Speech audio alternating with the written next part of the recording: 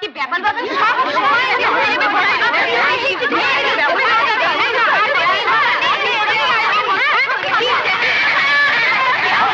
শুনুন, কথাটা আমার শুনুন। কি শুনবোটা কি? ওসব কথাটা তো কিছু নেই। আপনি এসব তুলবেন কিনা, নইলে সব ছুঁড়ে বাইরে ফেলে দেবো। বাইরে ফেলে দেবেন মানে? না, দেবে না। ঘন্টা ঘন্টা পচা ডিম গছিয়ে যাবে, আর সেই খেয়ে আমরা ভুগে মরি। আল্লাহ আর কি বলতে কে? দেখুন দেখুন সুখে, গত হপ্তাহে কি মাল দিয়ে গিয়েছেন? কি বুঝছেন? ফিচ ফিচ কি করছেন? কিরম লাগছে গন্ধ? আগে ডিমের খোসায় কি আর গোলাপ ফুলের গন্ধ পাবেন? কি ডিম ইন্টিমেট সেন্টার নয়।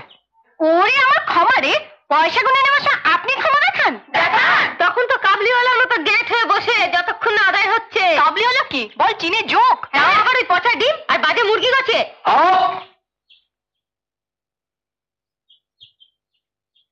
কে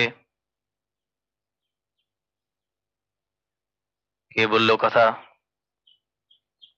আমায় যা খুশি বলুন, কিন্তু আমার মুরগিকে অপমান করার রাইট আপনাদের কে দিয়েছে? কি অপমান? অপমান এদের নিয়ে আমায় ঘর করতে হয়। আপনি পারতেন আপনার ঘরের মানুষকে নিয়ে কেউ যদি এমন যা তা কথা বলতো? ওই বুঝি আপনার ঘরের মানুষ? আসবেন না।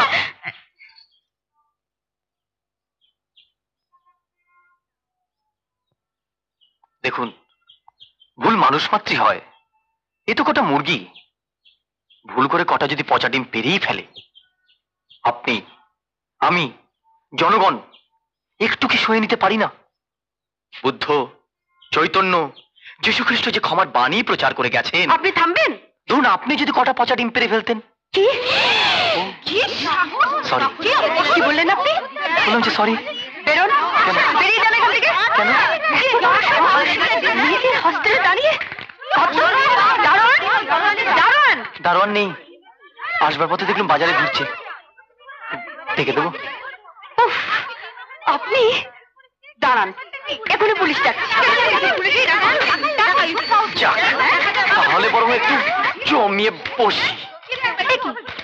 কলকাতার ফোন তো, ও পুলিশ আসতে আসতে আমার দাড়ি গজিয়ে যাবে।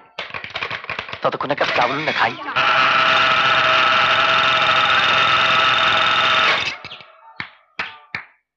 লোকটাকে নিয়ে কি করি বল দেখি? আমি বলবো? চুপ করুন। না মানে পুরোনো বিলগুলো মিটিয়ে দিন পুরোপুরি। আর এগুলো এগুলো সব তুলে রাখুন। এ টাকা আমি নেক্সট উইক এসে নেবো। হ্যাঁ না, নেক্সট উইক নয়, কোনো উইক নয়। শুনুন, বেস ম্যানেজার হিসেবে বলছি, আজ থেকে এই হস্টেলের সঙ্গে আপনার সব সম্পর্ক শেষ, সব সাপ্লাই বন্ধ। বানি, বিলটা চুকিয়ে দিবি তো? ঠিক আছে। এই যে টাকা নিয়ে বেরোবেন, খবরদার যেন আর মুখ না দেখি। এই মরেছে সে কি? দিদিমণি, ও দিদিমণি, দিদিমণি শুনুন, দিদিমণি শুনুন, এই যে বড্ড চটে গেছেন লক্ষ্মী সোনা দিদিমণি আমার। একটা গরিব বামুনের ছেলেকে ভাতে মারা ধর্ম হবে বলুন? আপনার মেয়ে দয়া, মায়া, মমতা, প্রেম এই চণ্ডীদাস বলে গেছেন। আপনি আপনি একটা আস্ত বাঁদর।